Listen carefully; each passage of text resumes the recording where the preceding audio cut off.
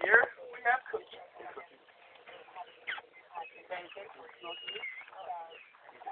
Alright, here we have Jeremiah. Gotta grab him. There you go.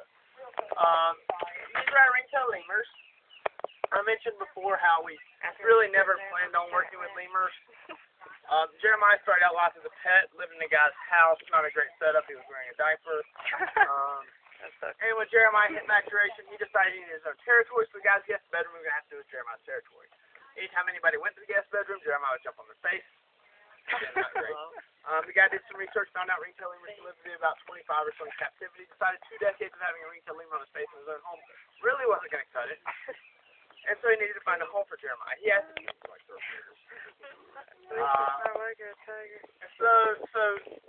the guy asked us if we would take Jeremiah. Our initial response was no, because ringtail lemurs are very difficult. It's almost like having a small child. You have to have lots of things for them to play with, things to climb on, things to entertain them. Lots of what we call enrichment. And so we really didn't want to dip our toes into that pool. And so we told the guy, we'd love to help, we just can't, so we wish him the best of luck. Well, the guy circled around to a bunch of other facilities. Believe it or not, there's really not a lot of demand for aggressive male lemurs, so he ended up coming back to us, asking us again if we would like to take his lemur. We, being the saucy that we are, agreed to take Jeremiah.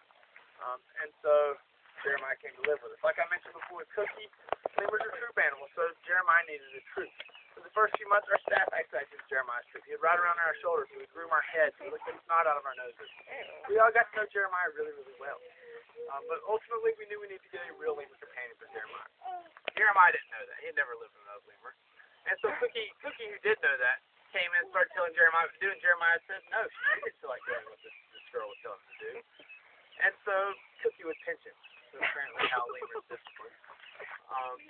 That would hurt, so Jeremiah would run away.